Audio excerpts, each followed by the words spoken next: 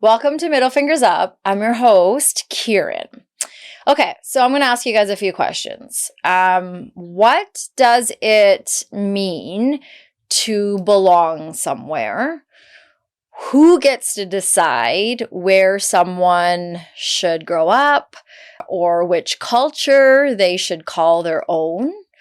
How often do we accept the story we're told without asking more, without questioning it? And then when someone tells us they're doing something, quote unquote, for your own good, do we stop enough to ask good for whom? And who benefits when helping is framed as a hero story, when saving someone else becomes a chance to feel righteous or kind? Today's conversation asks us to slow our roll and really interrogate, investigate, put your curious cap, whatever you want to call it, but really get into breaking apart some of these questions to look beyond intention and examine systems, because sometimes these good intentions that we're brought up with or we're taught about end up doing real bad things and end up harming us more than we thought they would. So I came across our guest Moses and his work online. As I always say, my algorithm seems to get me lately and sends me wonderful people my way when I'm trolling on Instagram. And what really caught me with Moses is that when first of all, he speaks very openly about being taken from South Korea, his home birthplace, and adopted into a white family, what that process was like for him.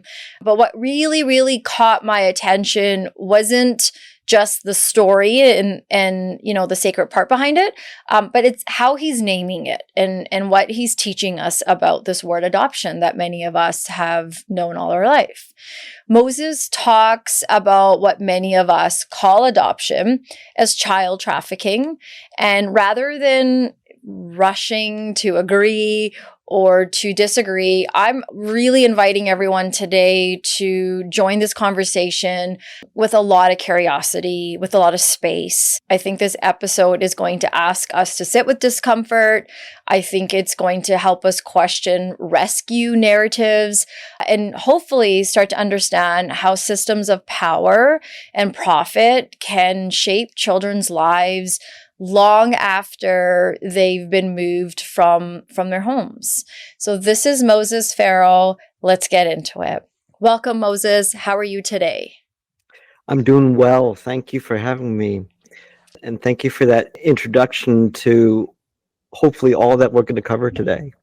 Yeah, I feel like today's topic is this conversation of saved or separated, reframing adoption and trafficking and this whole savior narrative that shows up in many different parts of the systems that we have to belong to. And what I'm really looking forward to is just learning through your experience, the work that you're doing in the background, and how people like me and others can also start stepping up to the plate and understanding what it means when vulnerable kids are taken from their homes and we're taught that it's, you know, for the greater good. But before we do that, is there anything in your intro? Like, I didn't even mention that you're a therapist. So is there anything in your intro or something special about you that I didn't add that you want us to know and add? Well, I am a therapist. I specialize in trauma for specific populations at this point, which we're getting into. So I'm a trauma therapist, I'm a trauma educator, and an activist.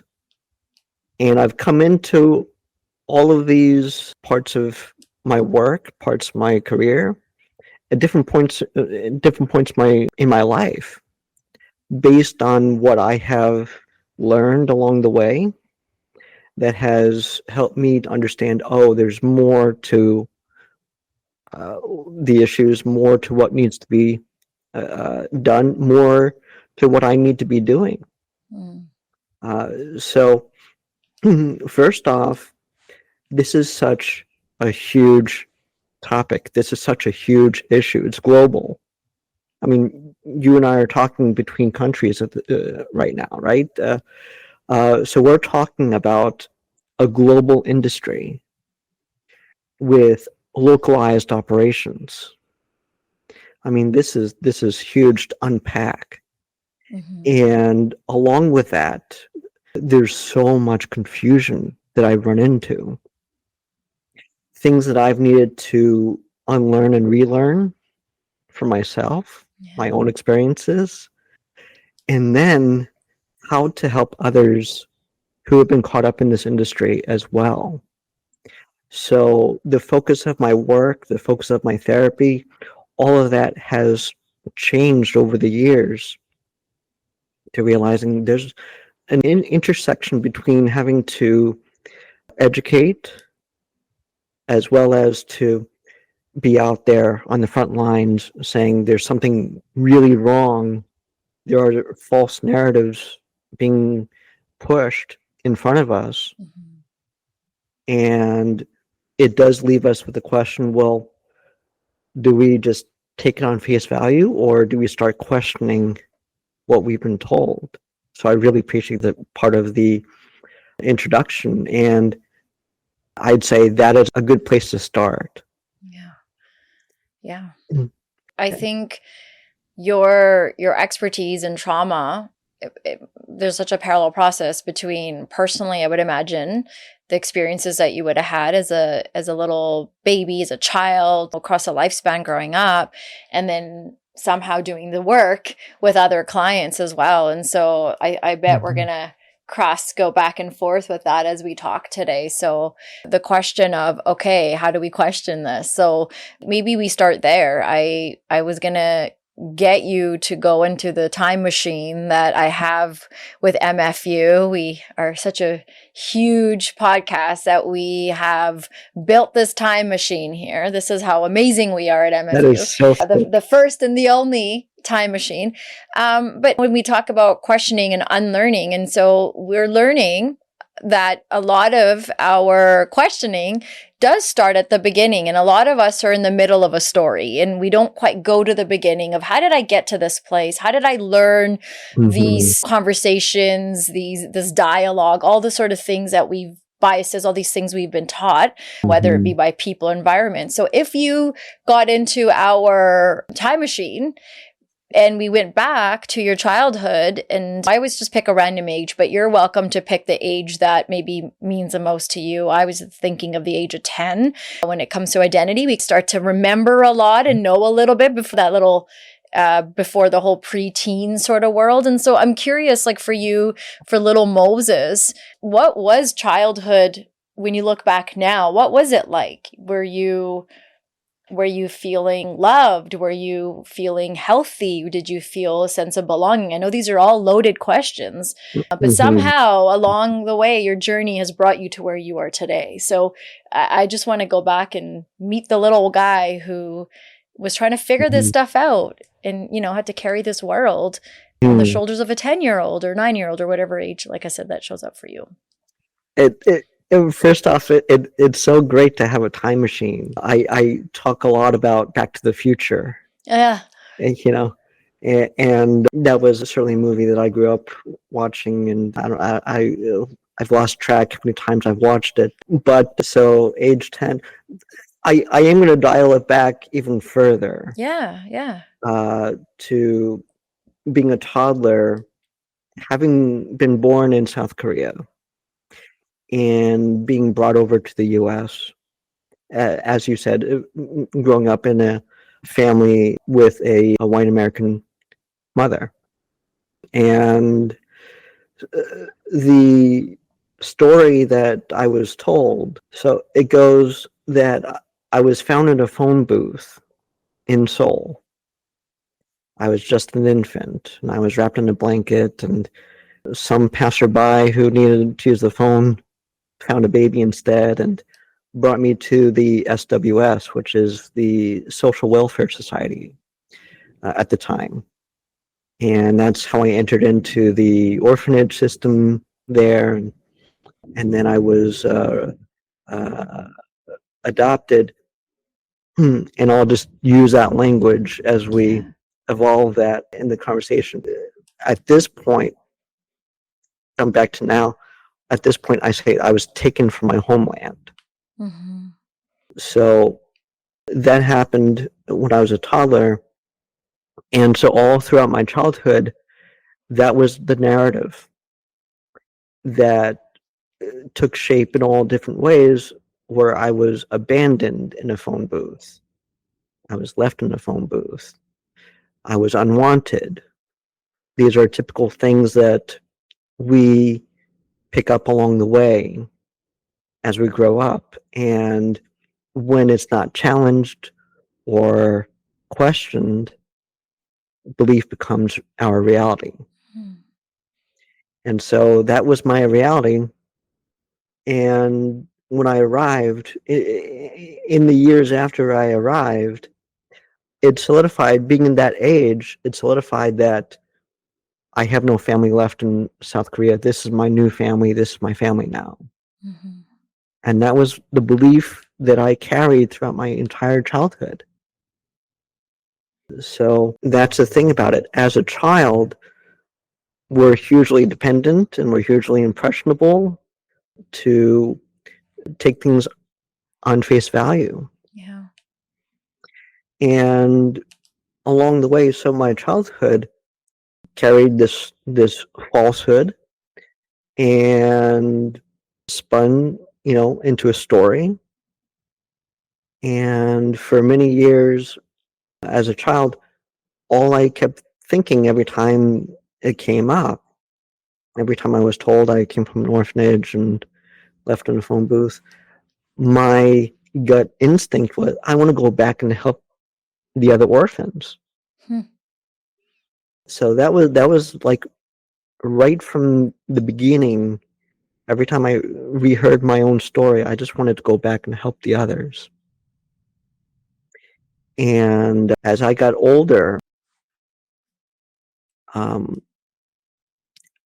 it became more about how to survive in the here and now. And so I'm out there saying that I'm a survivor of childhood abuse. And so a lot of my intention growing up became about how to survive in an abusive household. Mm. And all the adoption stuff went by the wayside. And it rekindled, you could say, it came back up once I became an adult and more independent and more, shall we say, freer to start unpacking where I came from and my roots and everything. So, yeah, I really wish there was a time machine. Yeah. Would you go back? Yeah. What would you say if you could go back? What would you Hmm. say to little you, knowing what you know now? Hmm. I hadn't really thought about that. Yeah? um, You I, have. You're a therapist. There's no way you have not thought about that. no, it's kind of funny when you ask it like that, right? What would I tell my younger Yeah. self? Yeah. So much of what I'm doing with my clients today is validating Mm-hmm. feelings that they had when they were children, when they were taken, when they were placed. And I've had so many people tell me, yeah, I had a feeling. Mm. I knew something was wrong. I knew something was off. I knew something was not right. And as children, we act out. So rather than disciplining and being made to feel there was something wrong with me and it was always my fault. I was always blamed for acting up and doing all kinds of things. It would have been nice to have someone there to say, I get it. I know what was done to you. I know what happened to you. It makes sense why you're acting out. It makes sense why you're having these feelings. And it's important to give children that. It's important to give ourselves, the inner child in us and ourselves, that to say, I know why. And I see it, and what was done to you was wrong. That's huge. And like yourself and the work you're doing now, would you say that's a common theme for a lot of clients, and that lack of belonging and not having that sort of sense of safety from a caregiver, an adult? We're all entitled to at least one. And so would you say a lot of those clients would be in this boat of not having had that from anyone? And as adults, we've all been kids. Some of us have kids. We've been around them. And it's such a crucial part of our development. Creativity, imagination, play, all these things are supposed to help us in that development phase. And when that safety isn't there, and that reminder that you belong, or the validation, as you said, when that's not there, what happens for those kids growing up, would you say? What happens to those kids? So let's unpack this a little bit and bring it back out to that there is a global industry behind all this. And from that lens, what you just shared, we're told a certain narrative. We're made to believe in lies that we eventually uncover, hopefully, as adults. So there's an intentionality behind feeding us lies and making us believe in something that's not real. And so from that, whenever we act out, whenever we question, whenever we step out of line, so to speak, we're made to feel like it's our fault. So just wanting to adjust the language, you brought up not feeling like we belong, to no, it's more about we're being blamed, where we're being made to feel like there's something wrong with us because we haven't adapted, we haven't assimilated, we haven't adjusted, we haven't fallen in line with the role that we're put into. And that's a nuance, but an important distinction between the way that you put it, not feeling like we belong, to actually, it's not about not belonging, it's we're made to feel there's something wrong with us from people who know that they did something wrong to us. And that particular thread of belief carries forward and becomes internalized and expands out to we're unwanted, we're abandoned, we're not lovable, we don't belong, expands out to all these things. But we're put into a role that no one tells us how to be. Yeah. Right? So I want to spend a moment on this. No one tells us how to be in this role, how to play this role, because everyone else is saying it's got to be as authentic and as real as possible. It's a fantasy. the only way to make it as real and authentic is to have it happen naturally, not to have it be any more scripted than it already is. So we're all told that children are blank slates. Mm. You can rename them. You could put them in whatever clothes you want. You can dress them up. You can, right? And they will eventually fall in line. They will eventually fulfill their role for you. But we're human beings. We have independent minds and personalities and everything that develops over time, right? So we are who we are. We are who we are born as. So it's, how do you say, like a catch-22? It's it's a double bind. How are we supposed to play the role that you want us to play when you don't tell us, and then it becomes our fault when we don't match your expectations? Now, the last piece to this is when we don't match expectations, we're made to believe, we're told we're defective. There's something wrong with this kid. They're not behaving, they're not being what you said they would be like. And re-enter the industry, people going back to the agencies or the social workers and saying, you gave me a defective kid. Yeah. What do I do? Oh, we'll take them back, we'll put them in a different home, and we'll get you another kid if you want. We'll do another deal. Yeah. That's legit how it goes in care. I mean, and I know that word, you and I talked about care in our consult, foster care, kinship, all these places where kids are temporarily placed before either being, as we are using the word, adopted or moved along. That's literally the message that they're getting is, take them back. Here's my receipt. I want a refund. And I had mentioned to you in the crisis work that I was doing for many years, we would get parents, white parents, they all seem to be white parents who are adopting kids of color.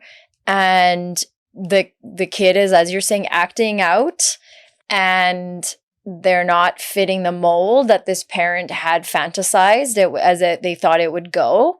And now they're with us doing work. And many times the conversation was, they needed, they've had this child for years, and now they're entering the adolescent years, and we know hormones, biology, just in that complicated timeline for young people. And then you throw in this other piece, a kid's been taken from their homeland. So a lot of times these parents would say, like, yeah, I need to send them back. Like, I'm done. And we're like, well, that's called neglect. You're abandoning. Just come out and say it. But that is the message. Many of these kids, when we would meet with them, they would say, like, all my life I've been told that I had to be a certain way. And when I couldn't be that way, then I wasn't good enough. And I'm told how I'm supposed to be. And I'm also told that I need to be grateful that I'm here in Canada in a safe place and blah, blah, blah, blah, as you know. And so then now I'm not grateful enough. And I'm imagining that's, if not your own experience, the experiences of many people like yourself that have been brought from their home country and placed in these homes where it's, you're not grateful enough. You should be happy that we did this for you. Mm-hmm. Yeah. So let's unpack this aspect.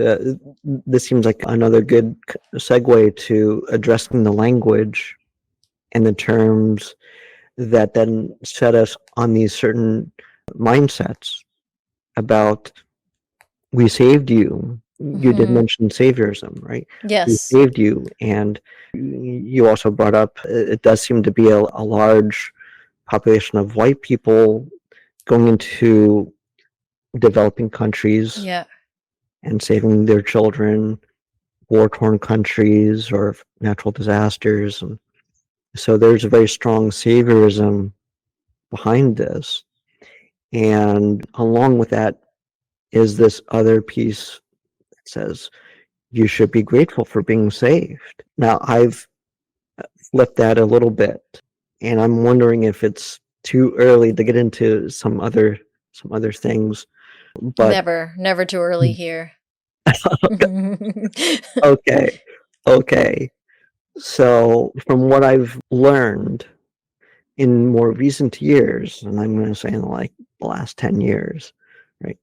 What I've learned, there's a large number of us who are dying early, who are killing ourselves, who are outright being killed and murdered on a mass scale.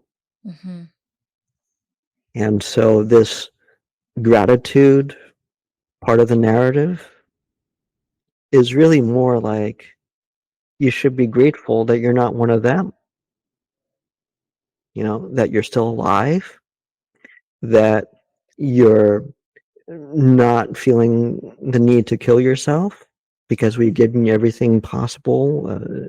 And thankfully, you're not placed with murderers. Right?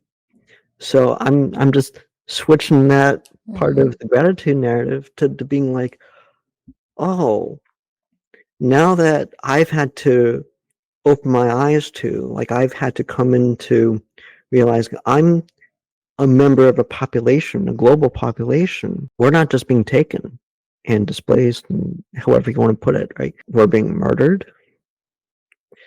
We're left with overwhelming pain that is far beyond our capacity to process and manage. So isn't it only natural to say, I don't want to live with this pain anymore? And early life, what's called adverse childhood experiences, turn into chronic illnesses, chronic stress. We're dying much earlier than if our bodies weren't already trying to either protect us from this overwhelming pain from childhood, and bodies where our certain aspects of our traumas are not being acknowledged. Yeah. So no one's telling us, yeah, you're a member of a global population of victims who are murdered, who are being assimilated, colonized.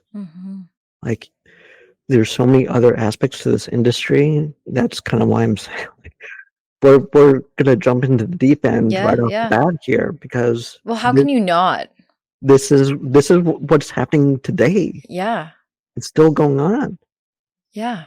And as victims of this industry, we're still being fed false narratives, propaganda. We're made to believe that we're still the problem if we're not fitting into that fantasy. But the reality is, it is life or death out there. Yeah, I see you sharing pictures and names for the community that you've created for those of us that are coming by and learning of these are real people. This is a baby.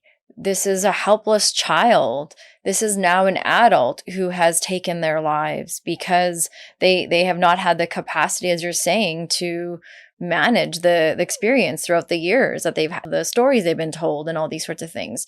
And yet we still see one of the most common justifications from kids being brought, from overseas to North America, Australia, the Western world, is the belief that a child is being given, quote unquote, a better life. So the argument always is no one seems to look at what's happening. Everything seems like it's individual and it's not connected. It's not a pattern. So that young Black kid from one community versus the Indian boy from a different community and the little girl from the Indigenous girl, like all of that's not connected. These are all individual case scenarios. So we're being taught that in the media, if it comes up in the media, and we know that anyone from the BIPOC community and their tragic story is usually brushed under all the other important quote unquote stories that the Western world thinks should come out. So if we get the story, we think, oh, okay, this happened. as a one-off. And then the argument people will make constantly is, it's still better to take that child from the South Korean orphanage who would have just, been neglected there, would have grown up with no family, or from a very poor village, wouldn't have been fed, wouldn't have been given this kind of life, and been in who knows if he would have survived there or not, probably wouldn't. Isn't it still better that he was given a chance and brought to North America or the Western world? And so this is the common argument that I see comes up constantly. Well, it's still better. It's still better. So I'm curious, like, how do you respond to that? What do you have to say to that? What's the follow-up conversation to that? I'm chomping at the bit right now. You're like, shut up, Kieran, let me go. Let's unpack this one. So, and let's jump back into the time machine 400 years ago. Okay. 1618, we're talking about the child migration schemes out of Britain, right, out of the UK, landing in US colonies at the time. And the way children were being taken came out of two phrases. Well, actually, two phrases that make up one phrase. So, adoption is in the best interest of your child because it will give them a better life. This is where this phrase that is now part of policy around the world came from 400 years ago, that has been pushed through the centuries to still show up today as this is, yes, adoption is a beautiful thing, it's a wonderful thing, it saves children's lives, everything that you just mentioned. The reality at that time in Britain was traffickers were going into impoverished homes to make the sales pitch of adoption is in the best interest of your child because it will give them a better life for two reasons: health and education. Now, take note of those two. So fast forward, we now have what's called the Hague Adoption Convention. This is meant for, and again, I'm using the language, inter-country adoptions, right? And hundreds, I think I can still say that, hundreds of countries have ratified the Hague Adoption Convention that leads off with, this is in the best interest of all children. So it's come out in the war between Russia and Ukraine that Ukrainian children were being, quote, adopted into Russian families with the same phrase and the same 2 points: better life in Russia for health and education. And in the media, this has all been labeled, it's a war crime. Taking Ukrainian children under the guise of adoption for health and education, putting them into Russian families. So bring it back to assimilation, calling it just eradication. We're talking about global-sized crimes against humanity that goes along with the mass murder.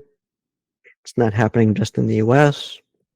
There are children being murdered in Canada, UK, India, South Korea, really anywhere this industry has an operation going. And so it all stems from targeting impoverished families in whatever country to say adoption is in the best interest of your child because it will give them a better life. Let's unpack what adoption is if we can. Yeah. If it's possible, because this is huge, right? Yes. The way that I have landed, that I've been putting it this way for more than a year, I'll say. The way human trafficking and adoption is connected is, this is my phrase, the human trafficking industry uses adoption as propaganda to run a global child supply market. So it's a slight change to simply saying adoption is human trafficking or child trafficking. It's always been the human trafficking industry, these hundreds of years, and really you can date it back to thousands of years, but the organized industry as we know it today has stemmed from 400 years ago, using the word adoption to say this is in the best interest because it will give them a better life. So it's always been the human trafficking industry that's simply used this word. It's a euphemism. It's a cover-up. It's a illusion, a ploy, a disguise, right?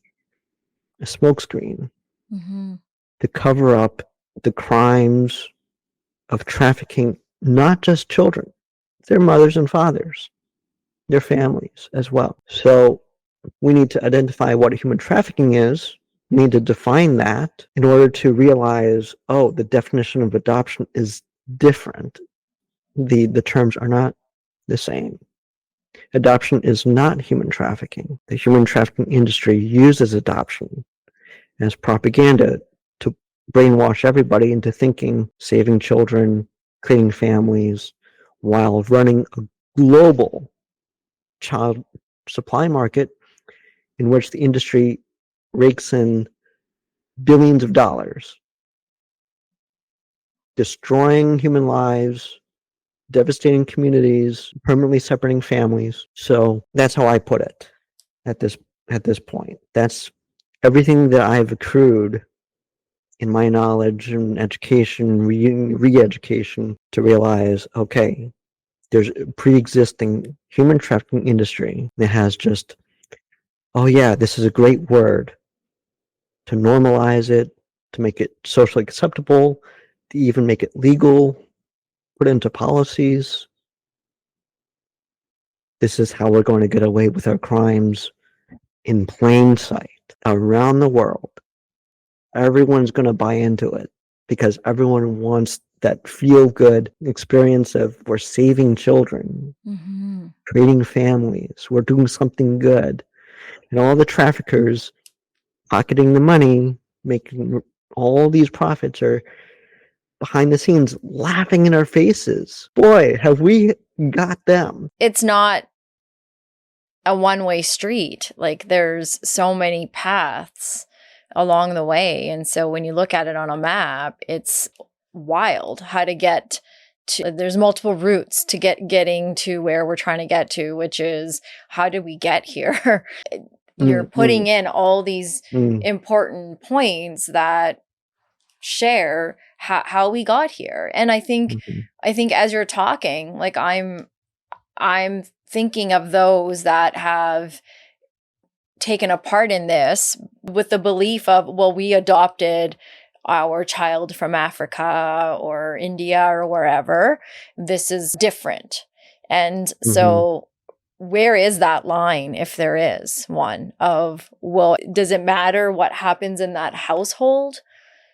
Because that adult believes, well, we truly did take this or adopt this child from this foreign country because we couldn't have our own children. And I think religion plays a part in a lot of this as well. There's a lot of religious institutions out there that also support go save, go help. This is God's work and whatnot. So now how could my provider, God, lie to me because God is the one that helped me bring this beautiful child from this country into my home? And so I'm just, because when you explain it, it makes sense. But I know there's a lot of solid ass arguments out there that would just flush all this down the toilet and say, this Moses is just acting out from his own childhood and the two clients he's worked with. when we know that we are a community that have brought so many of these kids from Haiti or these kids from China, these kids from South Korea, wherever that is outside of North America. And these kids are growing up because they know their Black heritage, they know their Asian heritage, so it's different. So I'm curious and like, is it because they don't know that they exchanged in? I can't even get the questions out because it's like, so again, it's like learning, seeing something for the first time and then asking me to write an essay on it, right? I'm like, I don't know the words to this. I don't know what this is. I'm just trying to, so sorry that my questions are, no apology. I can't even get them out. I'll tell you, because you hit a couple points personal to me. Here I am as a victim of this industry, going against a dominant accepted narrative, and the way that you put it, me and my two clients, who's going to believe us, who's going to listen to us. And so a huge piece of my process, or what I stand on, is the truth. Everything that I say is not opinion, belief, or perspective. It is the truth. There are numerous reports. There's overwhelming evidence of mass graves of infants and children around the world, including Canada. Yeah, like we just went through our process with our Indigenous babies, and coming across how many young children were taken and died and no one knew. And so we know we have that history too, but then there's no connection. We're as Western society, we're so individualistic. We cut that string that attaches us to all of this. So we're like, oh, well, that was different. And that's not the way that was. And that's not the same thing that you're saying. And the other person and the other person, you know what I mean? So it's so, because of how well this has been sold to us. And as you said, on a global level, we can't fathom the idea of it being anything but what we've been sold. So you're naming the two parts to this, is the relentless bombardment of the propaganda. Yes. Okay. You have to believe these false narratives. You have to believe in the fantasies that we're selling to you. And for anyone who doubts it, any shadow of a doubt is taken out. This is an isolated case, right? And as you said before, it's quickly brushed under the rug. Yeah. It's brought up and then quickly forgotten until the next case. So for me, since I have been tracking murders of children in placements, is the way that I put it. Yes. Children in temporary placements. So you mentioned foster care. We'll address that. Yeah. So temporary and permanent placements. My mind immediately goes to Carry-On Franks. I believe it was Vancouver. Starved to death. Teenager, not a young child. Teenager. Starved to death in his placement. More recently, two brothers, Indigenous, adopted by same sex. See, even I slip up, right? They were placed with the same sex couple, two Indigenous brothers. In the investigation, it revealed hate speech. They hated these brothers to the point where one of them was killed. And why this hasn't reached the airwaves, why this hasn't reached international media and become a huge deal. So it is to your point, right? And this is following very recent outburst from the Indigenous First Nations and tribes about the mass graves of 90 somewhat children of theirs. Here are two more boys, Indigenous, with clear evidence of hateful text messages between this couple, to the point where one of the brothers died. Where's the outrage? So that's the power of propaganda by a global industry that is constantly about controlling public perception.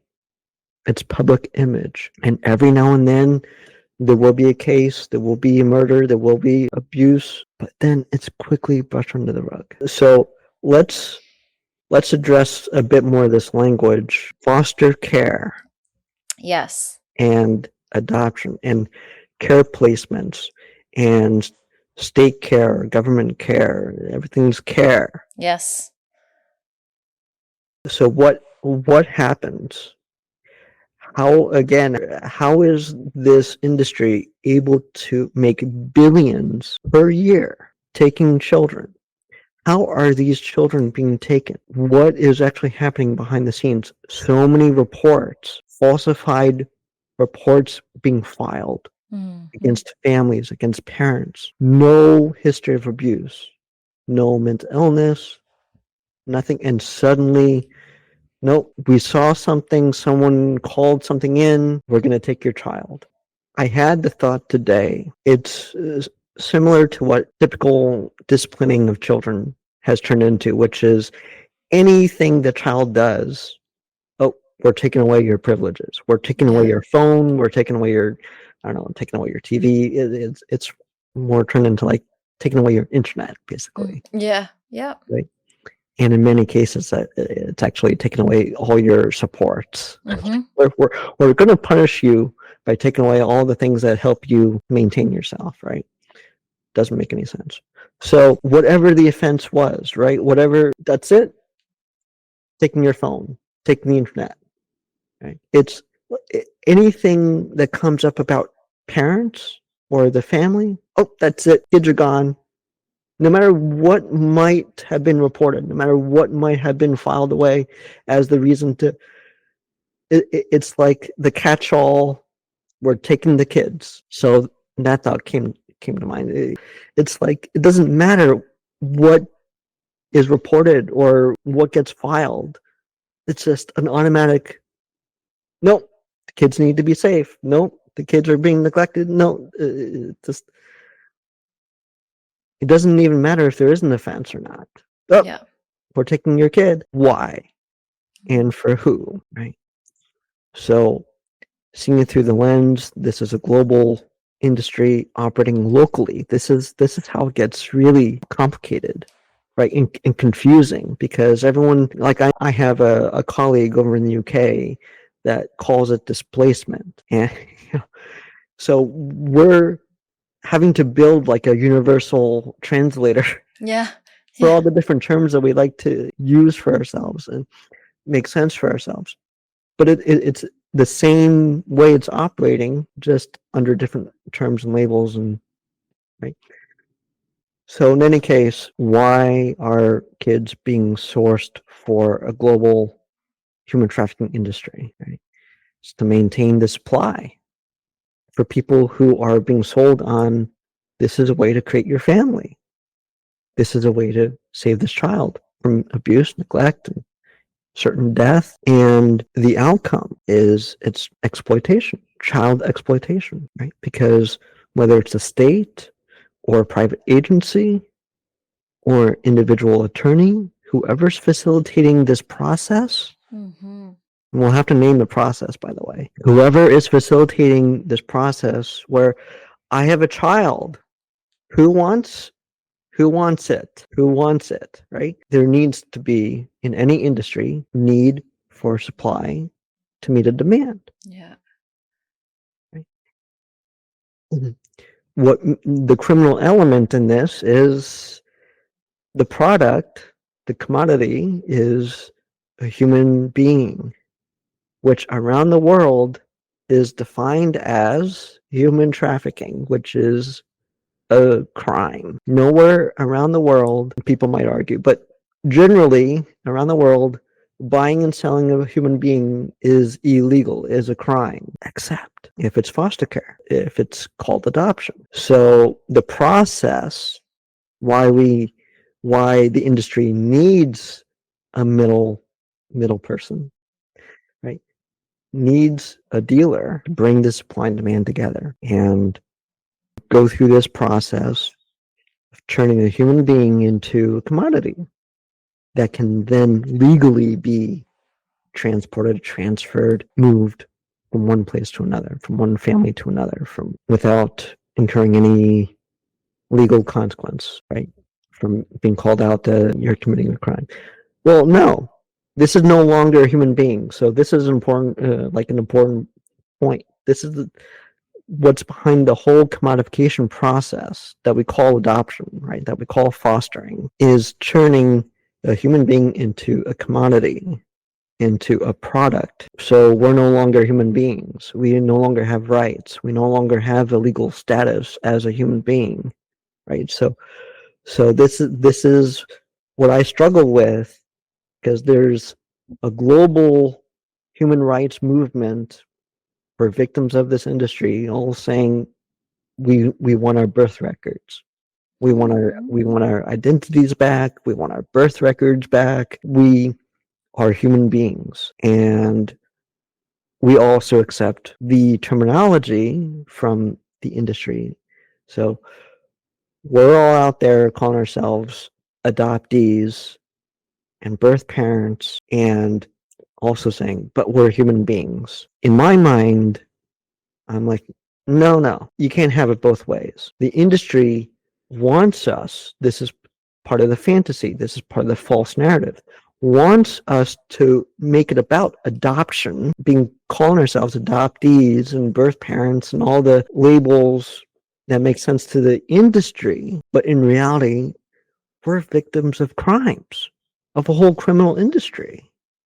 So calling it adoption, foster care, and birth mothers and birth fathers and birth countries, it's all about covering up the crimes that are happening underneath these labels, right? So you can't go out there calling yourself an adoptee and say, I'm a human being, because either you are accepting the false narrative as the adoptee, or you're fighting the false narrative, I am a human being and I've been commodified.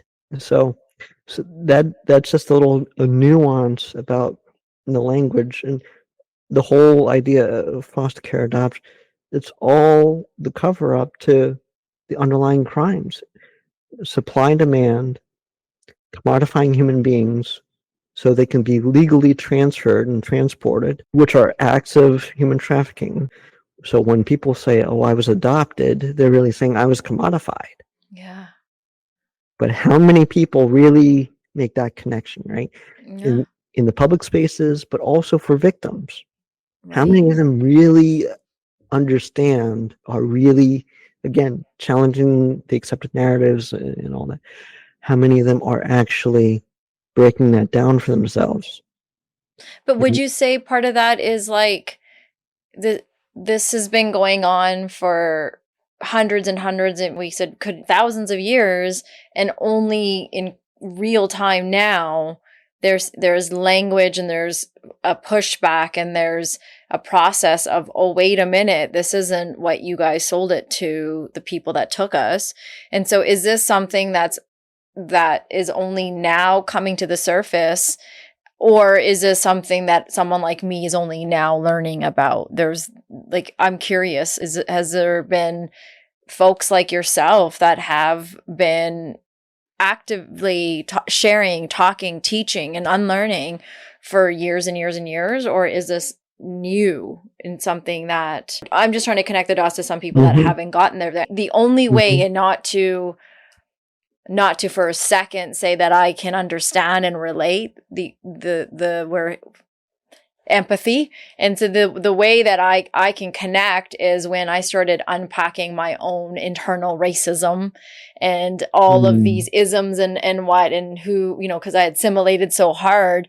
But I didn't have the language for years and years. I had the gut feelings in some of these situations, but I never had the language. I didn't understand what microaggressions were. I didn't understand what some of this was. And it wasn't until, for me, recent, when a lot of work was being done by people. And I think there's one good thing to social media, which is we have a connection and can learn some of these things.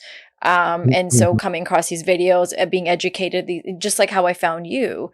And then I can say, oh, okay, this makes sense. So is that sort of where where you would say your community is at, or has this been going on actively doing the work because there's also the argument Black Lives Matter didn't just happen during COVID. That's where so many of us locked into it with George Floyd, but there's been activists for hundreds and hundreds and hundreds of years. You know what I mean? So just curious in that sense of like, for your community members who don't get it quite yet, or maybe don't see it in this way, is it because this is a newer conversation? Appreciating that you started off saying you're new to all this, so you are in a learning process. This is a learning conversation for you. Yes. So it's also a learning conversation for me to see where you're at and how you're putting it together and how you're connecting the dots. And I really appreciate you taking the time and making the effort to understand it, to make sure that you get the clear picture. Oh, it's this. And not everything else that I've heard, not so many of the things that you brought up, right? That's out there, that's made to confuse and obfuscate the truth and conflate the issues. So maybe as a way to answer your question, a point of confusion, major point of confusion, is to minimize and even deny the trafficking crimes and redirect, really misdirect all the attention back to, well, this is a child welfare issue, this is a child protection issue, this is a child placing issue. There's all this overwhelming evidence, abuse, murders, crimes against humanity, right? We haven't even brought up slavery. You've mentioned a number of times. So outright crimes, and somehow all the attention comes back to, what do we do with the children who need to be placed? They're getting murdered. This commodification process is really a child slavery process, because again, back 400 years ago, they needed a child labor force for the new colonies. It's child slavery. You commodify someone, you buy and sell someone, you own them. Owning a human being is slavery, enslaving them. So we haven't even really touched that. So the point being, all of this is getting conflated, confused on purpose. So there's two aspects to this. For victims of the industry, yeah, we're having to unlearn and relearn. We're having to realign the false narratives. We have to dismantle the propaganda. We have to, the way that I say it, we need to deprogram from the brainwashing, which all comes more in the context of like cults. You did mention religion. So yep. Cult culture, when people, I don't know if the right word is defect, but when they leave, they go through a deprogramming process. Yeah. Undo all that brainwashing. So that made the most sense to me, putting all the pieces together. It's a deprogramming process. And there's also, we're just talking on this this intellectual level. Like, we're not even talking about the lack of emotional safety that you're having to relearn, the amount of therapy, of processing, and like the trauma behind the deprogramming as well. Like, there would be, and again, I can only on the surface bring up the racial trauma that I had experienced for years and years and years and didn't understand it. And when I started to deprogram myself with how I thought of my own people and myself, surrounding myself with only white people, like, it took me a long time, and probably not nearly as long as I would imagine for someone that's had their whole identity taken from them and then told what it has to be. And so in therapy, like, just the amount of crying and processing and like fear and like all of we're not even going there. Yeah, the denial of like, what? And some people were safe people, quote unquote, or that sold or told or, made you think what you did. So you got to like unlearn about these people and all that. So like, we haven't even discussed that. And I just want to point that Sure. out because of the correlation to Absolutely. the extreme mental health struggles and what you had talked about a few minutes prior about suicide. So there's murders, and then Mm. we can argue it's someone in your community took their own life, or that is where their life ended given what their life experience was. So call it suicide, call it what you will, but these people are no longer here because of the pain they had to experience. So we haven't even, like, I just want to throw that out there because we're having an intellectual conversation, but there's a lot. Mhm. There's a lot beneath the surface, I would imagine, as a human being reliving and experiencing something that maybe you didn't make sense of, but your gut was telling you something all your life. Thank you for making that point, and thank you for steering the conversation, because in a way there are these two parts: the thinking and the feeling. Yes. Right. And in order to really grasp, here's the reality, here's the truth, the industry, the supply and demand, everything that we've just covered, we're talking about human beings. Yeah.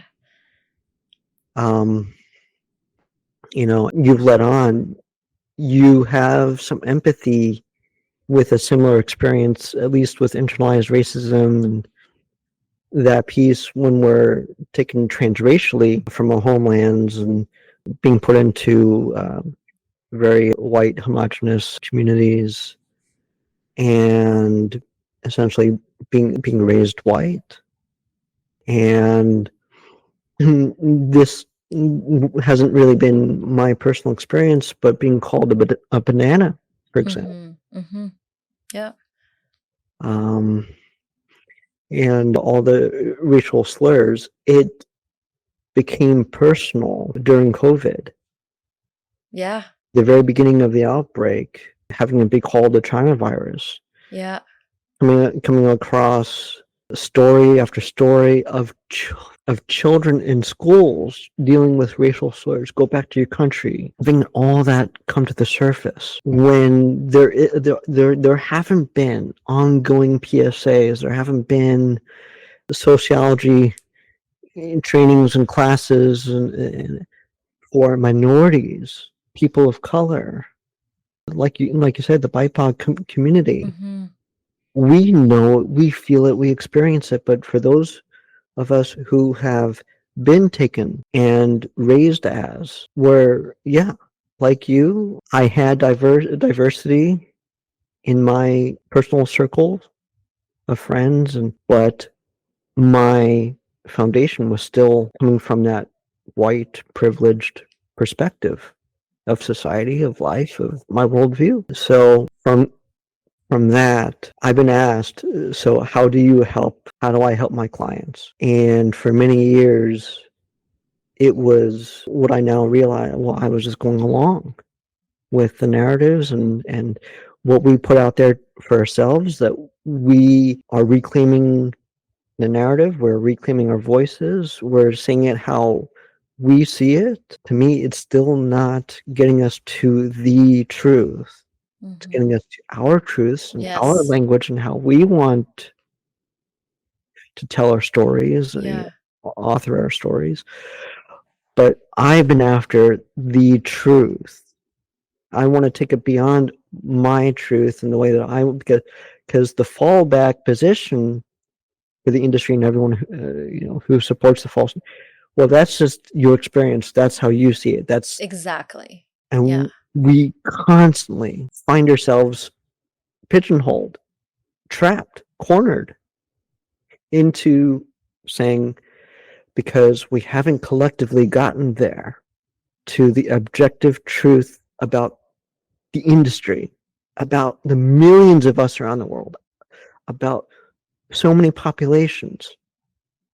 So this is a collective experience. This is not an individual experience. Mm-hmm. Well, this person ended up with a good family and a good home and a good neighborhood, and this person was given over to abusers and criminal types, so who do we end up listening to, right? Yeah, good question. where we have to land is not based on outcomes. It's based on the underlying what has been done to all of us that have been standardized operating procedures for the industry.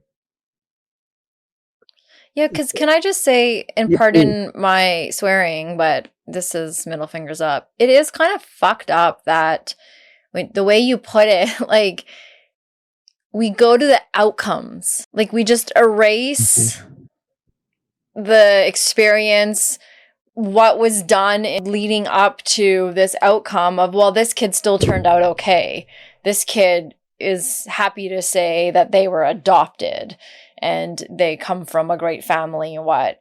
And there's only a couple over here that would say the opposite of that. And like, it's so wild that that's where we go to always, is that we're always looking at the end result and not the build up, not what's bringing us here. And just like as a little child acting out, it was literally the end, the behavior versus what's underlying this huge iceberg of all that's going on. There's more to it.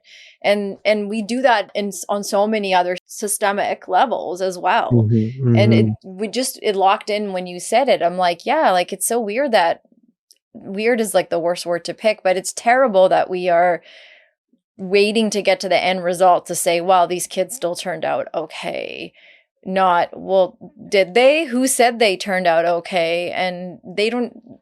Have we talked to them? Like, because you're like, you don't know our internal battles of what was going on in these, scenarios and moments and whatnot. All of that comes from the industry.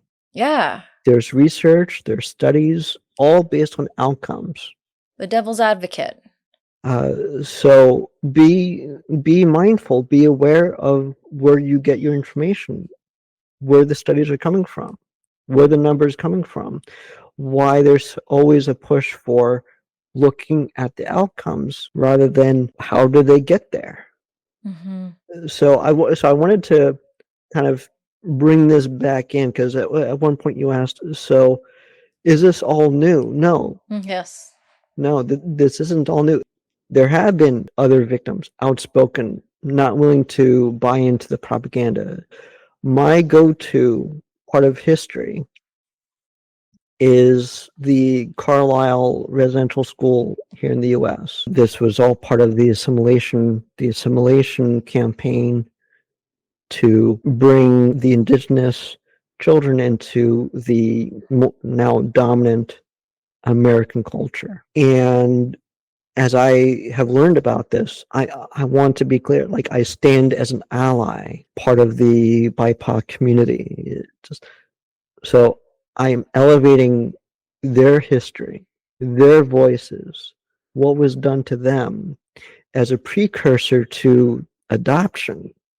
And I'll weave that in there. So the U.S. started these residential schools to assimilate indigenous children who were then escaping and returning back to their parents and tribes, saying, they're abusing us, they're raping us, they're leaving us for dead. No one questioned, no one in their tribe. They all came together and said, we're shutting this down.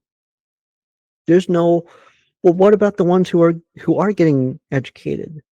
What are, right? Outcome based, right? Yeah. No, screw that. Yeah. This is all wrong.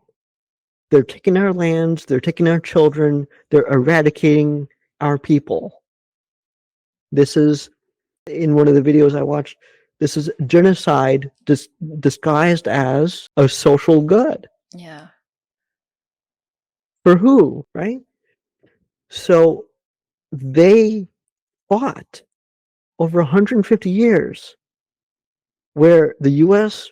built 350 of these schools around the country, even as a united First Nations, indigenous peoples coming together and saying, we're shutting this down. It took them that long under unified voice. We're not going to buy your propaganda, the pictures and the stories that you're selling to your communities as if these schools are doing amazing things. Yeah. we're going to shut the whole thing down. So for me, that is an inspiration for this generation around the world, that the industry is more than just targeting indigenous tribes and First Nations. Yeah. Because like any industry, it needs to expand. It just always greedy after profits, more and more profits, more and more supply, more and more demand. It just, that's the way industry goes. So now it's not just impoverished families. It's not just the homeless or criminal types or drug users or, right? It's gone after every demographic possible. Yeah. And it's expanding to other markets. So after the residential schools, the industry did a switch, right? It said, well, forget about schools. Yeah, they're cumbersome. Let's just get them right into white American Christian homes and families through adoption. So the residential schools were a precursor to, let's just get them right into our families. Let's just assimilate them right into and raise them as our own. But there's Please more. To go from here, the industry is doing another pivot. What we've been covering, adoption, foster care, child placing markets, they are falling by the wayside. There's all these social justice issues, human rights issues, just there's so much backlash, thankfully, right? And coming from all different fronts. So the industry isn't concerned about these social justice issues. It's saying, we've plateaued. The profits have plateaued.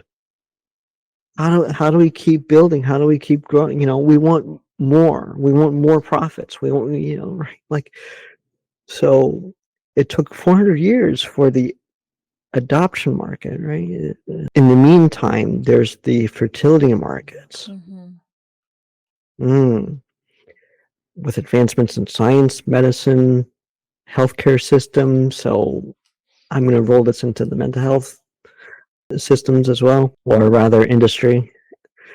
And let's use current and emerging advancements in science, medicine, healthcare to develop these newer markets in IVF, surrogacy, egg donation. So now it's, forget about saving children.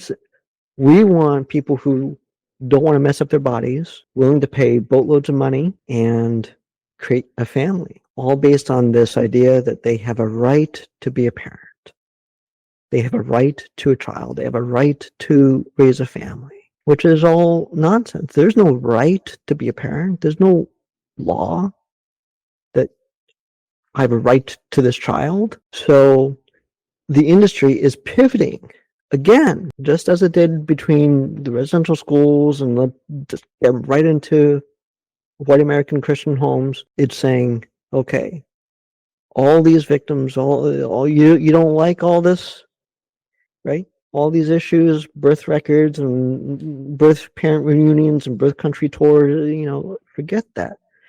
Let's just embrace science and medicine, technology, and start creating, growing babies so people can create their families exactly the way they want. Because this is the promise that we've been saying all along. You can have your forever family fantasy. Adoption made us billions of dollars, enough capital to build out these newer markets. Egg donation, surrogacy, IVF, fertility markets.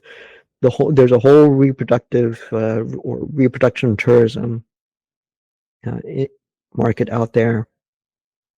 People are traveling to different countries because it's cheaper, because certain things are allowed over there. So they've built all this out.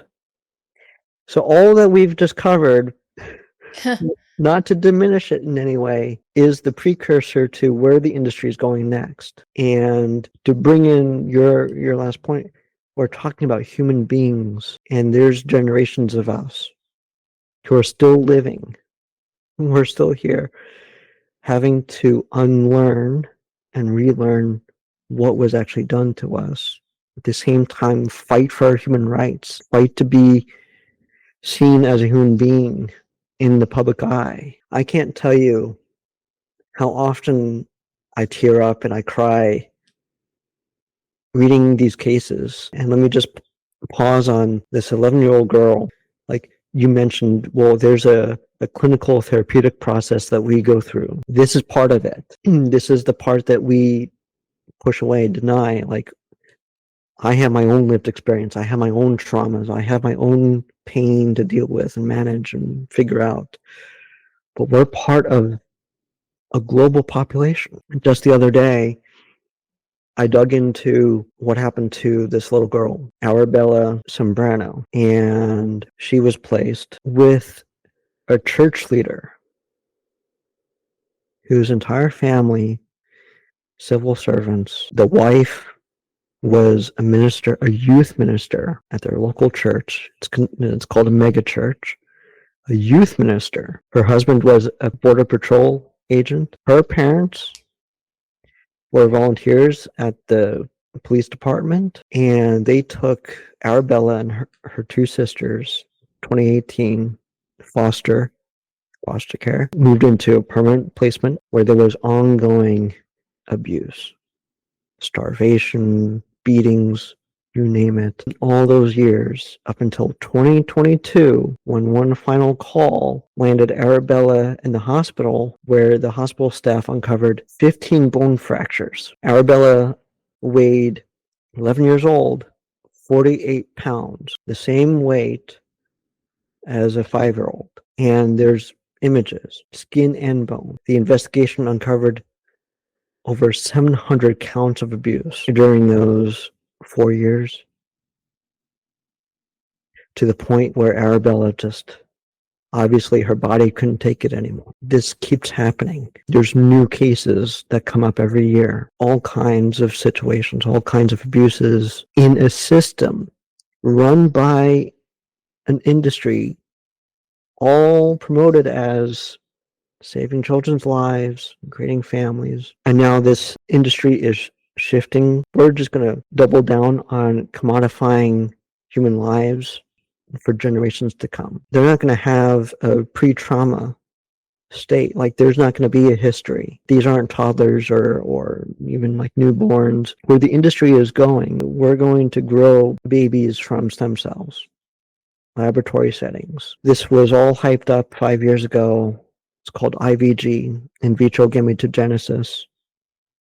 At the time, was all put out there. You can grow baby from skin cells. The stem cell technology is this advanced.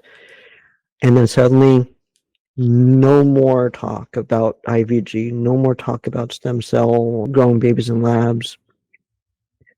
But just last year, we started hearing about pregnancy robots. We know about artificial wombs. They're used for preemies, for ICUs, and premature births. So again, all of this is getting dripped out to the public, whether it's true or not. The pregnancy robots out of China turned out to be a hoax, right? But it caught global attention. That was the point. To normalize the idea. That's where surrogacy, egg donation, IVF has been around for so long. It's normalized to think, oh yeah, I can ask someone to carry my baby. I can take someone else's egg and implant them in me and make them my baby. It's normalizing all these workarounds nature. For what? And for who?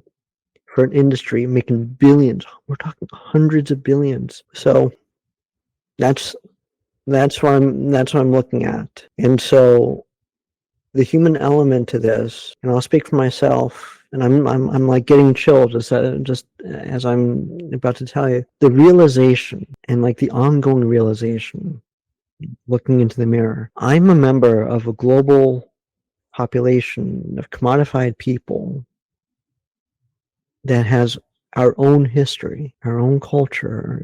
This is an ongoing legacy. And every day, I'm faced with these false narratives. People coming to me, well, what about this? What about that? And What about the gratitude and savor, no offense to you, right? Every day, it is a constant bombardment that I know these are false narratives just getting pushed out there by this with billions of dollars. Just send the messages out over the internet, social media, traditional media, the airwaves, to keep people believing. And I'm here saying, fuck this industry, right? Like, so the invitation onto your podcast and this whole middle fingers up. Yeah, this industry continues its ongoing legacy. And me, who recognizes I am a human being who's been commodified. I'm not an adoptee. I'm a human being who's been taken from his home country, from his homeland, to face an industry that continues to brainwash, that continues to push its propaganda, and I'm faced with being gaslit, silenced, defamed, discredited, diminished, denied. This is so far beyond like disenfranchised grief. How do you create a holding space, as we've done here? I think we've done a pretty fantastic job between you and me. How do we create a holding space for millions? How do we bring this out to a mental health industry that has bought into the false narratives, that are also perpetuating them onto victims seeking mental health services, where so many say, I have to educate my therapist, where I have to confront their own personal attitudes because they have a relative, because they have a friend who landed in a good home. Yeah. What do you mean you have trauma? I will say this over and over, having been in mental health, knowing people that are therapists, they are also humans. They are not perfect. They don't know everything. And it is like more than possible that you will sit across a therapist who is not going to get it. And that could be because of coming as a client, like the clients that you work with, your experience being taken. And that can be with racial trauma, that can be for our trans community, that can be for so many people that are experiencing, like we said, social justice related everyday real life experiences. Someone wants to get an abortion and goes to a therapist, and the therapist has strong beliefs. Like this is, for me, being part of mental health, like it is a therapist's responsibility to get that shit in check, because A, you don't know what's going to come before you when you sit down with a client, and B, like we are complex individuals that are all connected, and we cannot, I never was a therapist, so I'm not going to claim that I was, but as someone who worked in mental health, as anyone that's in that community, like there is a huge expectation of being able to hold on to your own beliefs, put them aside as you help someone work through theirs. Like it's not about you. But so many people will not go back to therapy because of an experience on multiple times where, as you said, they have to educate the therapist who is deciding to use this therapy session as their school. Like these are wild things that happen in therapy sessions. And so I've walked away from people that were friends that are therapists, and I'm like, I can't, because I cannot even believe you asked me this about my own community, because you had a South Asian man come to a session with you, and this is now one South Asian man versus the thousands of white males you're seeing, and this is now what you've decided, and you're a therapist, like, so it's sad that you have people from your community that can't safely talk about their experience and are being told, what? No, that's just your personal, you're just mad at your adoptive parents. It's so minimized. Yeah. Microaggressed. Yeah. That you mentioned, and there's bigger issues going on in the world. Like somebody's going to throw that out, and it's like, whoa, hold on a second. every angle can be looked at it from that perspective, then that there's something bigger going on. And how many people downplay it too, right? I know my problem isn't as big as someone else's, and I know I didn't have the same experience, because people are on edge about not wanting to claim space.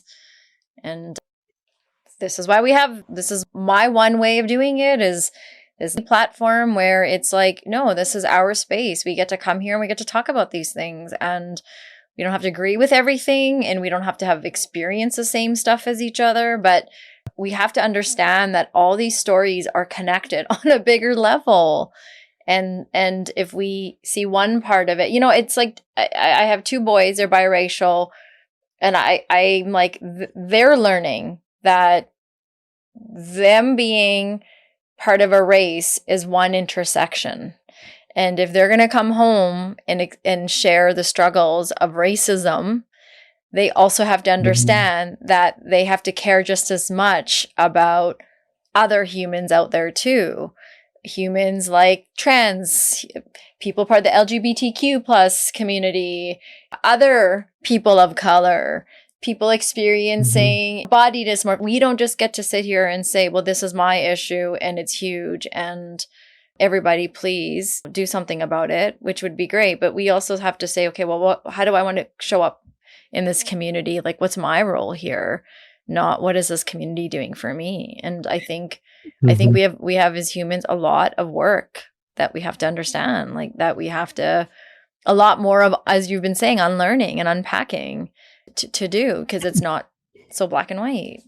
So I want to speak to the intersections and kind of a perspective of being each other's allies. Yeah. And I appreciate your points, and I appreciate you bringing in your own personal experiences, and the fact that you are a mother and you have boys, and it is these intersections that we can come together on a common ground and find commonality in perspectives and empathy and lived experiences. So I want to bring up a few things, if I can keep track of them. But for myself, like, I realized, and maybe this should have been in the introduction, but I think it took this conversation to get here.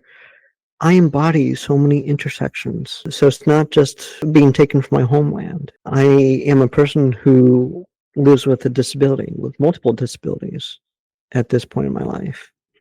Some that I have been born with. So I was born with cerebral palsy, and I've developed autoimmune disorders and other health-related issues, thyroid, gut issues, things that have now been found to be related to trauma. I did mention that I'm a survivor of child abuse, but also suicide and suicide loss, and being a member of multiple minority groups in this country, certainly bearing witness to all that's happening to the entire population, but certainly targeting the immigrant populations, minority groups that I'm a member of. So that point about the intersections, it's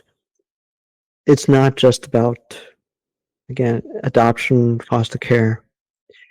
We're all affected by how we treat each other, by how we treat our children, by how we're dishonoring families, by separating them for profit, destroying families and devastating communities for profit. What I had mentioned about surrogacy and these fertility markets, this isn't just about adoption and foster care. The industry is looking to create a way for everyone around the world, under the idea, I can create a family, I can have a child, I can be a parent if I participate in this industry, right? It's a global industry. It's not targeting one group or another, or one country or another. It's globalizing its market. I mean, it already has. It's continuing to globalize its marketplace of human beings. So this does impact all of us. And you say, well, this little platform and your podcast and your work, but it's significant. And I'll tell you why. I'm going to get choked up, I think. It's okay. It's a great place to get choked up. Okay. Well, we support that. To keep it real, right? Yes, yes.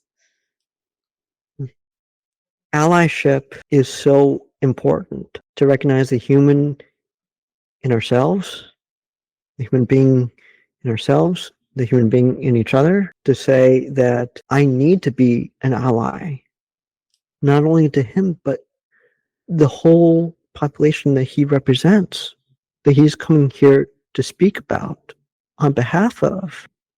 We have to build allyship when we find these intersections that connect us on a human level, not labels or skin color or any other superficial level. We're human beings. And my population is getting massacred, infants and children. And it's not getting globally recognized because, as we said so long ago, every case is being treated in isolation of each other.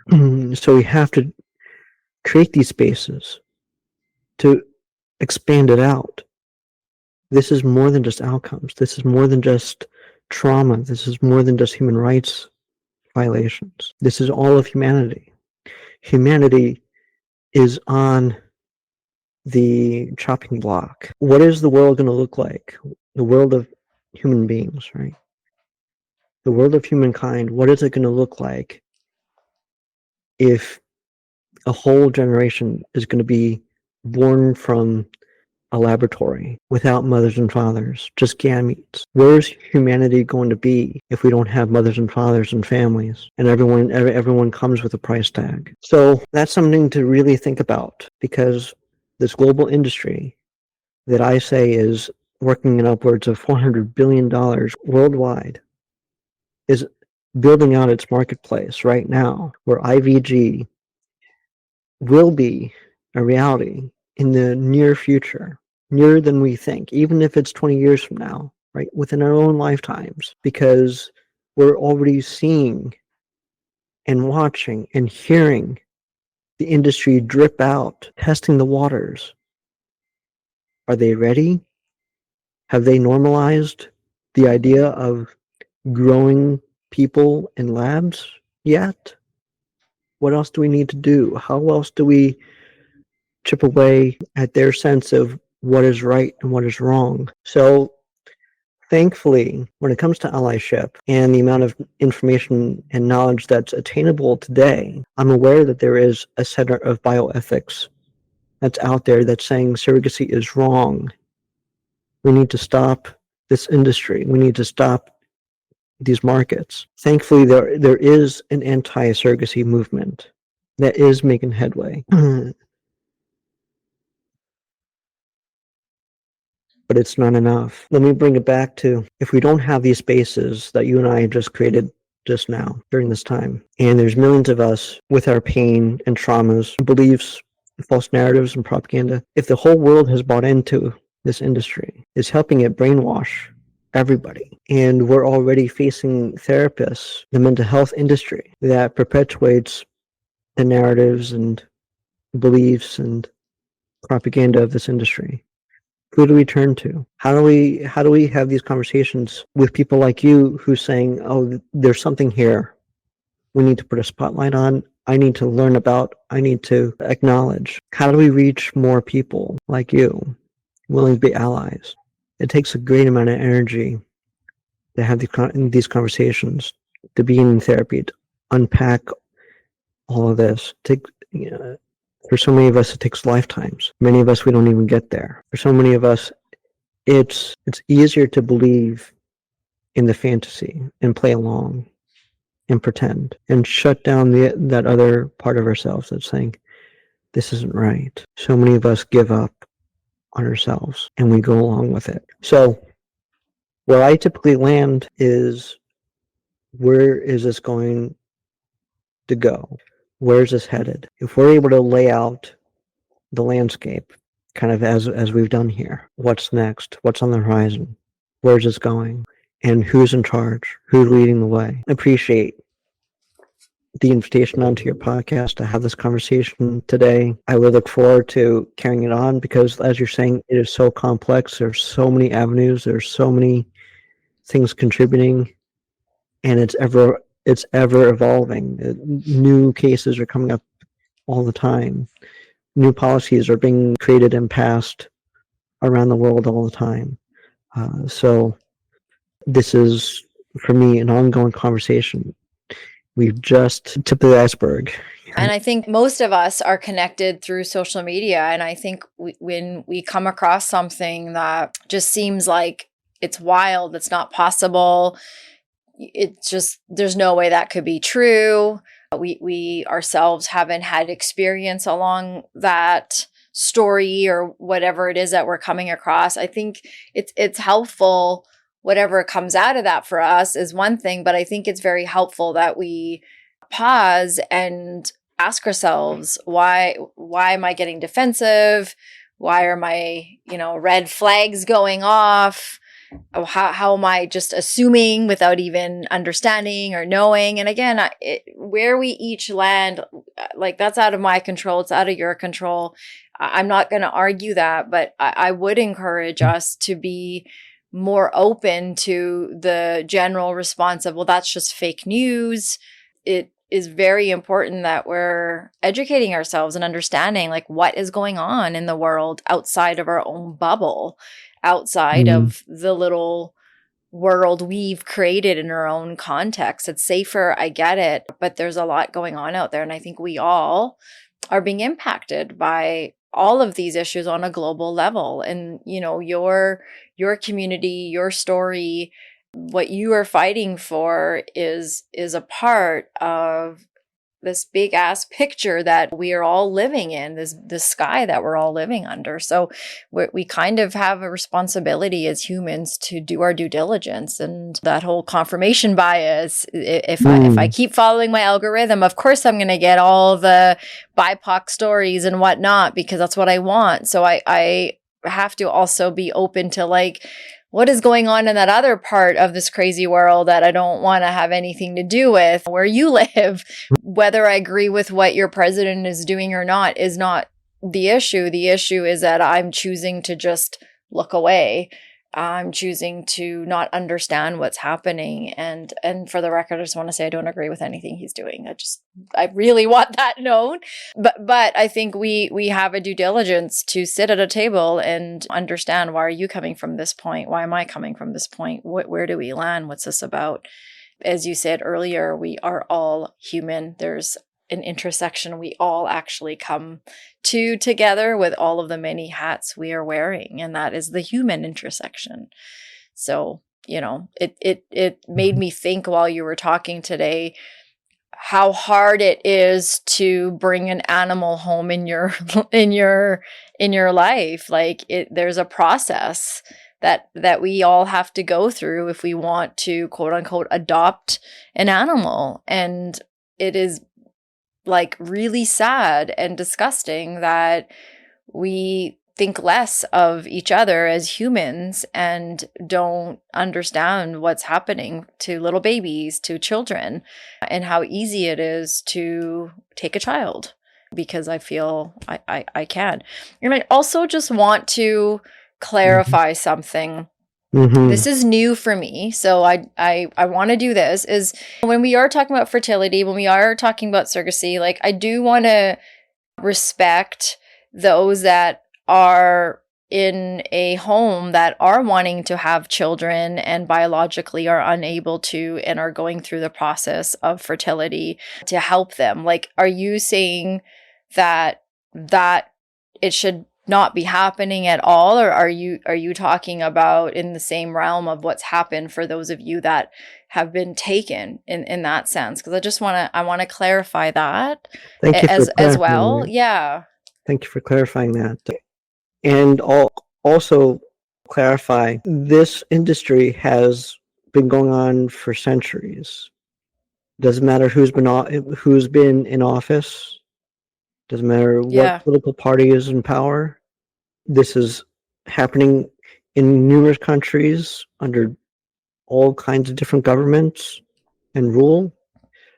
So, to clarify, I am against the industry, the crimes that it has committed. And let's be clear about these crimes, that these are crimes against humanity. This needs to be defined because there is a category of crimes against humanity, which include genocides, Yes. slavery, and mass murder. And these are the three that I bring up on a regular basis to say this industry that promotes itself as saving children and creating families by way of a commodification process, Yeah. an enslavement process, has for centuries been committing crimes against humanity. So I am against the industry, and this is where people get confused. So again, point of clarification. People have been making arrangements within families, neighbors, communities, tribes to help collectively raise their young outside of a profit-making industry. Just as we're reinventing ancient practices of health and medicine, there was a time where there was not an industry saying you can have this child or some value of something else. Yeah. There was a collective understanding we need to keep our way of life, pass it along through the generations. We need to keep our culture, pass it along to future generations to keep it going. There have been long-standing, and I will say ancient practices of raising children outside of an industry that says we're going to take a profit and commodify and exploit, traffic, and along the way, we're going to decimate cultures and turn entire populations into slaves and mass murder their kids. So that's the point of clarification. I'm against the industry that continues today to commit these crimes against humanity under the guise of adoption. Well said. And really, I think when you're talking about real life, real conversation, there's no transition. We've had a pretty powerful dialogue today. I think a lot of the silence in between is a good indicator of needing to take that transition, needing to take that moment, because this is not a very easy conversation to have, but also to you're coming on talking about your story, the advocacy that you are doing for your community, but then also this huge responsibility of educating. And I think that part is probably very tiring at times, because you've had to sit here and share a lot with someone like me and the community that's going to chime in and be part of this conversation. Because for many of us, this is, as I had said earlier, we're newcomers to this. And anywhere we are newcomers, whether it be to a country, whether it be to a job, whether it be to a conversation, I think we all appreciate the compassion and the care that you brought forward in having this conversation. So thank you for that. I really, really appreciate that. Thank you. And I is there anything, Moses, that you wish that we did cover, or you want to go back and clarify? I think that's actually a dangerous question, because we could launch into hours and hours. Another more. 2 hours. But what I do want to say is I hope that your listeners and the audience here will engage. Yeah. Will take part in this conversation, will add their thoughts and feelings and reactions, and I welcome it. It is welcomed and very much appreciated, because there is so much confusion. Yeah. So many parts of the narrative, so many different narratives. And I will point out that we're not a unified community. You keep referring to us as a community, so I'll go with that. We're not a unified community. We're divided in very significant ways. We didn't really get into all of that, but there is a strong message to listen to adoptees. But I will tell you, not all adoptees agree with everything that I've just shared. So it is important to know who to listen to. And that means knowing the red flags, as you were saying, knowing what the false narratives are, the language, the terms being used, the terminology being used. So there is a fundamental knowledge base in order to realize, to know who to listen to and what they're saying and how it all fits in. So I'll say that we only get there when everybody engages in the conversation. Yeah. So I really hope everyone does.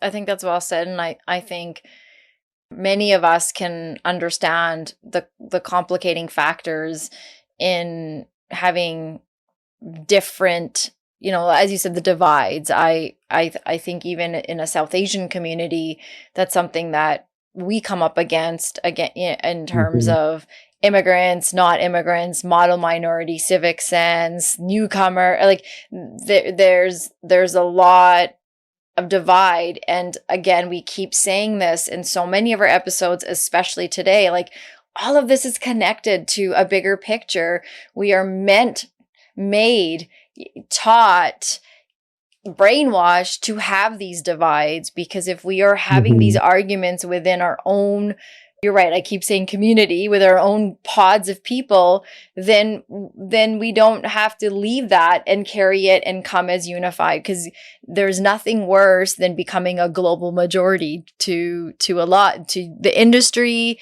to all the governments, all people that hold power, that are running the show and want to keep running the show. And I think that we have to continue to challenge that. Why do we have these divides in these kinds of experiences that we've had? What is that about? So I can appreciate what you're saying. It's like, okay, you hear one story, you hear a couple, but that's not the be all end all. There's a lot more to this. Okay, so lastly, I think you've done a great job answering this throughout the whole episode, but what do you want to put your middle fingers up to today? I think I've made it clear. It is this global human trafficking industry that really is looking to make us all victims for profit. I just want to say to everybody, these conversations that we're having here on MFU, they are door openers. And just that, some of these conversations we're having for the first time. Today was an example for me. This is the first time engaging, learning, understanding, least trying to understand. And so with these door openers, it often means that we're going to have follow-up questions. It means that we're going to have feedback. And I encourage everyone to reach out.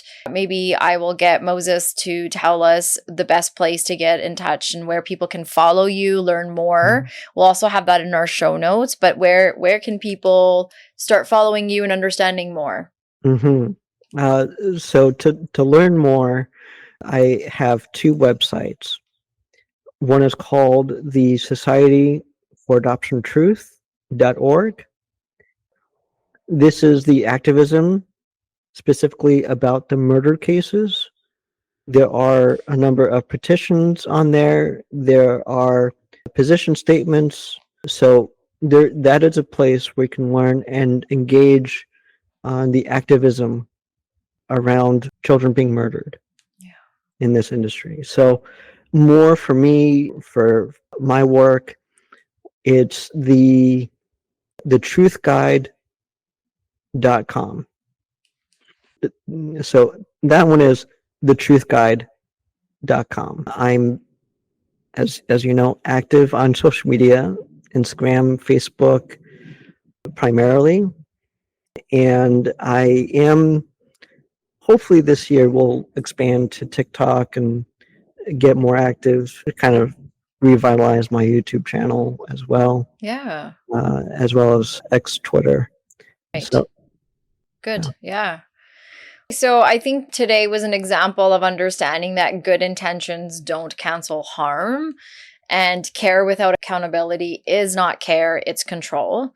And I think we have to read between the lines a little bit more. And sometimes it can't be done alone. And so I encourage us to reach out to each other, get help, reach out to people like Moses to get more information. We can't live this life thinking we know everything or that we're expected to know everything. I think we're just asking ourselves to be open to understanding something outside of what we think we've known. And that's what a lot of today was about. And I hope you guys reach out to Moses. Of course, you know where to find me if you have any feedback. And any last words, Moses? I'll leave it with my saying, which is the human trafficking industry uses adoption as propaganda to run a global child supply market. If you can get that, that is a place to start. And I'm open to receiving any messages and speaking with people and expand this conversation. So thank you. Truly, thank you. Thank you.